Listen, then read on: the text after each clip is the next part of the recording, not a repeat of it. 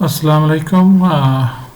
Our next topic is electric potential due to a shell of charge. So our topic is electric electric potential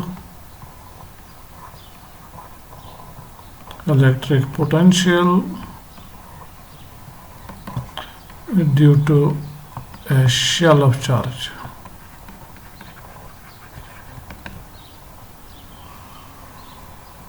So this is a shell of charge of radius r. It has a uniform surface charge density. So charge जो है uniformly इसके surface पे फैला हुआ है, uniform surface charge density है. So if we have total charge Q is distributed on the surface, but it is distributed uniformly.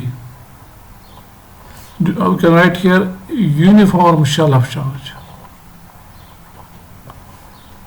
So this shell has radius r. Our question is, what is the potential at a point P?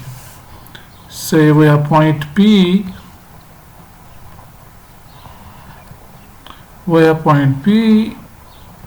At a distance small r from the center O of this shell. What is the potential at point P? Now there are two situations. The situation A is if we are outside the shell.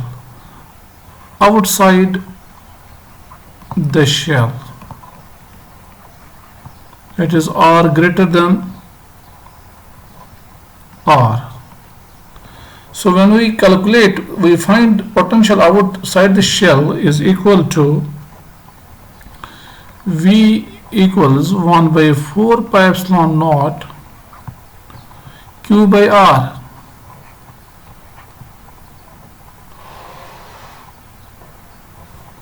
Now you see, if this whole charge wire at the center, this is interesting, ये अहम बात है, ये charge क्यों shell पे फैला हुआ है, और इस शेल ऑफ चार्ज एक कॉम्प्लेक्स कैलकुलेशन है जिसमें हम कंटिन्यूअस डिस्ट्रीब्यूशन ऑफ चार्ज पर इंटीग्रेशन करके ये रिजल्ट निकालते हैं कि जो पोटेंशियल है, it is 1 by 4 epsilon naught Q by R. Now Q is a total charge which is distributed on the surface here, on the surface of sphere.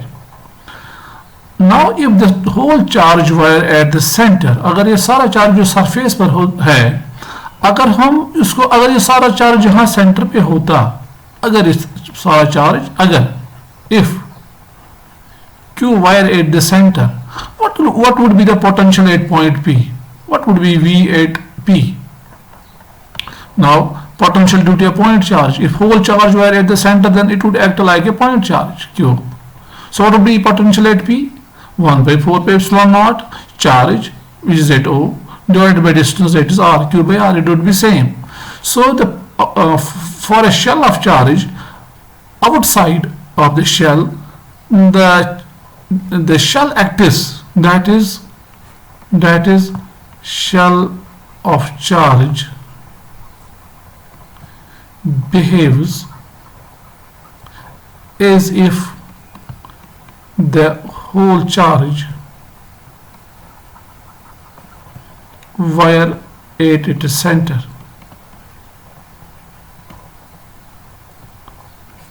तो shell of charge ऐसे behave करता है जैसे कि सारा charge इसके centre पे हो. ऐसा तो नहीं है, मगर बिहेवियर इसका ऐसा ही है. तो इसका मतलब ये निकलता है कि अगर कहीं हमें ऐसी सिचुएशन है तो हमें पूरे शेल को कंसीडर करने की जरूरत नहीं है. हम इस प्रॉब्लम को सिंप्लीफाई कर सकते हैं. कैसे? हम सोचेंगे कि जैसा सारा चार्ज जो है वो सेंटर पर है, फिर जो वहां से रिजल्ट निकलेगा वो शेल के लिए दुरुस्त होगा. ना आगे बढ़ते हैं. अब अगर हम सरफेस पर आते हैं, एट द सरफेस, नजदीक आते आते हम यहाँ पर आते हैं इस पॉइंट पे, सरफेस पे. तो सरफेस पे R जो है वो कैपिटल R के बराबर है. सो रिजल्ट क्या आता है? V on the surface. So this is outside, this is on the surface. We can write V outside ऐसे, अगर हम चाहें V surface. तो क्या बनेगा? 1 by 4 pi epsilon naught Q by capital R. फिर दूसरा बी जो इसका रिजल्ट है, इनसाइड द शेल, शेल के अंदर जो है वो कितना पोटेंशियल है, that is R is less than radius R. तो अब अगर हमारा पॉइंट, ऑब्जर्वेशन पॉइंट पी अंदर है तो पोटेंशियल कितना है। तो ये भी कैलकुलेशन, जब हम कैलकुलेशन करते हैं इसमें जो हमारा रिजल्ट आता है वो आता है कि हमारा पोटेंशियल जो है इनसाइड वो है 1/4 Q by R, capital R, where R is the radius। ये वही है which is on this surface, surface पर जो पोटेंशियल है वही अंदर भी पोटेंशियल है, and this is independent of R। ये R पे डिपेंड नहीं करता है, स्मॉल r पे, यानी कि कितना दूर है। यहां ये पॉइंट P जो है ये R है इसका, तो यहां पर पोटेंशियल इतना है। अब अगर हम यहां देखेंगे, इस डिस्टेंस पर देखेंगे, इस डिस्टेंस पे देखेंगे, जब तक हम अंदर हैं शेल के अंदर, इस R का कोई फर्क नहीं पड़ता है, पोटेंशियल इज सेम, क्योंकि इसमें स्मॉल r है ही नहीं, इसमें सिर्फ कैपिटल R है, वो कांस्टेंट है, इसलिए अंदर का पोटेंशियल कांस्टेंट है, और सरफेस पर उतना ही पोटेंशियल है जितना अंदर है, और पूरा वॉल्यूम, इस शेल के अंदर जो पूरा वॉल्यूम है यानी स्पेस, वहां सेम पोटेंशियल है, सेम पोटेंशियल। इसलिए हम यूनिफॉर्म शेल ऑफ चार्ज को क्या कहते हैं, यूनिफॉर्म शेल ऑफ चार्ज के अंदर जो वॉल्यूम है वो कांस्टेंट पोटेंशियल वाला वॉल्यूम है, इसको हम कहते हैं इक्विपोटेंशियल वॉल्यूम, इक्विपोटेंशियल वॉल्यूम हम इसे कहते हैं। ये इंपॉर्टेंट बात है जो हमें समझनी है ना। इसको अगर हम ग्राफिकली प्लॉट करें तो ये हमारी डिस्टेंस है, यहां पे, यहां से हम r लेते हैं, इस एक्सिस पर हम डिस्टेंस r लेते हैं, इस एक्सिस पर हम पोटेंशियल माप लेते हैं। तो हम देखते हैं ये रेडियस r है, ये सेंटर O है, तो r पे हमारा पोटेंशियल है जो हमने कैलकुलेट किया, ये इसका पोटेंशियल है r पर, ये वाला v इज हियर, अगर हम लिखें 1/4 Q by कैपिटल R, ये है सरफेस R पे ये पोटेंशियल। अंदर कितना पोटेंशियल है, अंदर भी उतना ही पोटेंशियल जितना सरफेस पर, ये सरफेस के लिए है पोटेंशियल इतना, अंदर भी इतना ही पोटेंशियल है, लाइक दिस, ये एक स्ट्रेट लाइन जा रही है पैरेलल टू R एक्सिस। तो यहां V कांस्टेंट है, V इज कांस्टेंट। ये क्या है, ये आपका इनसाइड आ रहा है, इनसाइड आपका पोटेंशियल कांस्टेंट है और उतना ही है जितना सरफेस पर है। सो जब हम बाहर आते हैं तो पोटेंशियल जो बाहर का है वो है inversely proportional to square of distance, तो बाहर का पोटेंशियल फिर ऐसे गिरता है, inversely square of distance, V inversely proportional to distance, not square of distance, distance R। So ये है आपका outside. So inside potential is constant, outside potential falls as distance r। So ये हमारी सिचुएशन है, ये हमें याद रखना है कि पोटेंशियल जो शेल ऑफ चार्ज है उसका पोटेंशियल कितना होता है। अंदर जो है पोटेंशियल वो है 1/4 Q by radius of spherical shell, surface पर भी उतना ही है, और बाहर जो पोटेंशियल होता है शेल के बाहर वो होता है 1/4 Q by distance of the point from the centre of the shell. तो ये जहन में रख के हम एक एग्जाम्पल करते हैं जो हमने यहाँ पे दी है। ये एग्जाम्पल जो है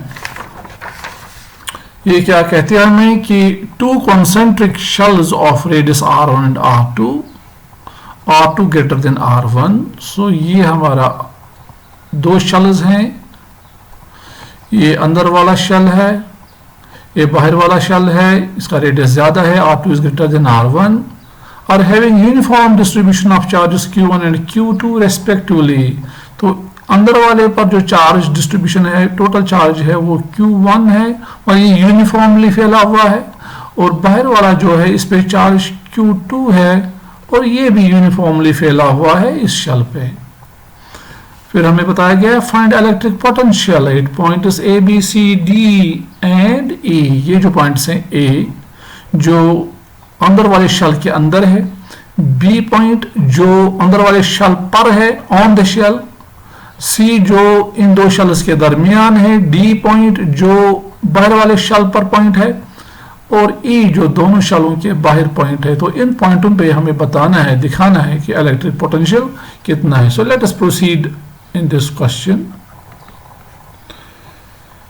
तो इसमें हम क्या इस्तेमाल करेंगे, will use the results that we have, कि जो will use the results, will use the results क्या क्या रिजल्ट हमारे पास है। एक रिजल्ट हमारे पास है पोटेंशियल इनसाइड जो होता है इट इज 1/4πε0। इसके लिए हम सिंबल के इस्तेमाल करेंगे शॉर्ट में। और चार्ज जो होता है शेल पे और जो रेडियस है शेल का ये इनसाइड होता है। इनसाइड शेल कहीं भी हूं तो अब चूंकि हम अंदर है, जो शेल का रेडियस है वो लिखना है हमें डिनोमिनेटर में और चार्ज जो शेल का है वो लिखना है। So that is inside.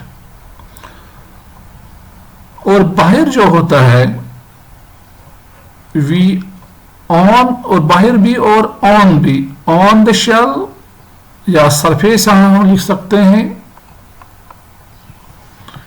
We surface and outside. Surface और बाहर हमारा पोटेंशियल होता है कि सरफेस पर भी इतना ही होता है, इनसाइड जितना होता है सरफेस पर भी इतना ही होता है। मैं लिखता हूं वी सरफेस, सरफेस पर Q/R, इट इज सेम। और जो आउटसाइड जो पोटेंशियल है it is Q/r। Small r is the distance of observation point and capital R is the radius of the shell. तो अब हम पार्ट वाइज करेंगे। Part 1 जो इसमें है पॉइंट A पर कितना पोटेंशियल है, पोटेंशियल एट A। तो A पॉइंट जो है it is inside both the shells. तो इनसाइड की फॉर्मूला क्या है, ये इनसाइड की फॉर्मूला है। तो इसका मतलब है K charge by radius of the shell. तो पॉइंट A पर जो होगा अंदर वाले शेल का जो पोटेंशियल होगा it would be K Q1 by radius R1 plus K बाहर वाले शेल की वजह से Q2 by radius of outer shell R2। ये हो गया पॉइंट A पर। What for the point B पर जो है, B पॉइंट जो है अंदर वाले शेल के लिए पॉइंट B जो है वो सरफेस पर है, it is on the surface of the inner shell. तो सरफेस पर वही फॉर्मूला है जो इनसाइड है, V surface is Q by radius of shell. तो यहां बनेगा K चार्ज कितना है शेल पे Q1, रेडियस कितना है R1। अब ये पॉइंट B जो है ये आउटर शेल के लिए इनसाइड पॉइंट है और इनसाइड के लिए फॉर्मूला है ये वाली Q/R radius of shell. So it is Q बाहर वाले शेल पर चार्ज है Q2, रेडियस है बाहर वाले शेल का R2। तो आगे चलते हैं। अब C पॉइंट पे तीसरा हम पार्ट करेंगे VC। पॉइंट C जो है अंदर वाले शेल के लिए ये बाहर है, बाहर वाला पॉइंट है। तो पहले अंदर वाले शेल पर हम ये बाहर वाली फॉर्मूला जो है V आउटसाइड उसमें Q/R जो है वो लिखना है। तो हम लिखेंगे K चार्ज कितना है अंदर वाले शेल के हिसाब के लिए Q1, डिस्टेंस कितनी है वो नहीं दिखाई गई है, उसके लिए हम वेरिएबल R लिखेंगे small r। So R small r the distance of point C from the center of the shell. Let us call O is the center of shell. अब C पॉइंट जो है वो बाहर वाले शेल के लिए अंदर है, तो उसके लिए अंदर की फॉर्मूला जो है, इनसाइड वाली फॉर्मूला जो है वो लगेगी, वो है के चार्ज है Q2 बाहर वाले शॉल का और रेडियस है उसका R2। Now the next is VD। D point पहले अंदर वाले शॉल के हिसाब से देखेंगे, ये बाहर वाला पॉइंट है, तो बाहर के लिए फॉर्मूला है KQ, अंदर वाले शॉल के लिए चार्ज Q1 है। अब ये पॉइंट बाहर है तो डिस्टेंस कौन सी लगेगी बाहर वाले के लिए? Variable distance R। So this is the distance of this. Now this distance is known to us, it is R2, this is R2। हाँ तो वेरिएबल है, मगर हमें पता है D is at a distance R2 from this centre plus. अब बाहर वाले शॉल के लिए, बाहर वाले शॉल के आउटसाइड डी पॉइंट जो है बाहर वाले शॉल पर ऑन द सरफेस है, तो ऑन द सरफेस फॉर्मूला ये है आपकी। सो के चार्ज कितना है बाहर वाला, Q2, रेडियस कितना है R2, तो यहां पर ऐसे आएगा। और फिर हमारा लास्ट पॉइंट है पोटेंशियल 8 पॉइंट E पॉइंट जो है वो बाहर है, तो इसके हिसाब से दोनों जो शॉल्स हैं वो E पॉइंट दोनों शॉलों के लिए बाहर वाला पॉइंट है, तो बाहर वाली फॉर्मूला जो है जिसमें वेरिएबल R इस्तेमाल होता है वो यूज करना है। सो K अंदर वाले शॉल का potential Q1 by R small r, बाहर वाले शॉल का potential K Q2 by small r। तो क्यों wire this R is a distance of E from the center of the shells which are concentric, these are concentric shells का मतलब है इनका centre common है, ठीक है। So this was explanation of this question. All the best, Allah Hafiz.